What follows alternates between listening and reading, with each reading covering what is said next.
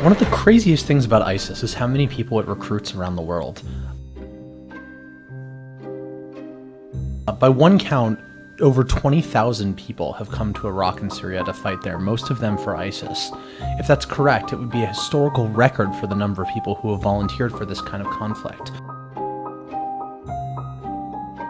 Why would anyone give up their life to join a brutal, vicious militant group?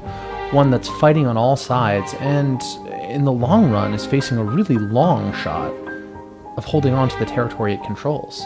It's a critically important question because these foreign fighters are a major source of ISIS's strength. Many of the people coming have not had a sense of purpose, have not had dignity or respect or something to do, a life project, and now they have it. One of the things that makes ISIS unique relative to terrorist organizations that came before it is the degree of sophistication of their social media operation.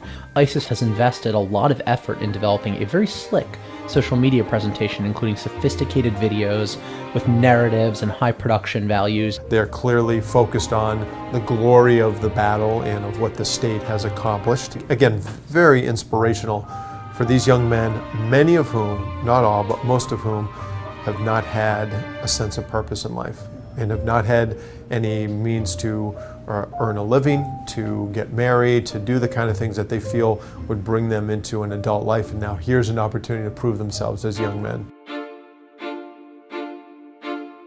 In February 2015, the Islamic State was able to shoot down a Jordanian F-16. They captured the pilot.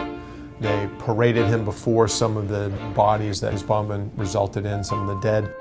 Just demonstrating that Jordanian aircraft have brought death to civilians, and of course the constant imagery of the charring. And then they burn him. This is about settling scores and seeking justice. And so that is terribly stimulating for these young men to see that.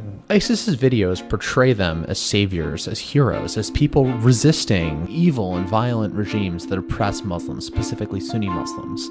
That way you motivate people who might want to join ISIS to go travel around the world and fight for what they perceive as being justice. That way ISIS, a violent, terrible, brutal militant group, ends up being seen as the good guys. This isn't a small problem. ISIS has recruited tens of thousands of people. This has made their military empire there stronger, and because these foreign fighters have so much conviction, often more radical and more dangerous for the people that live there. So these things are serious problems, and no one really knows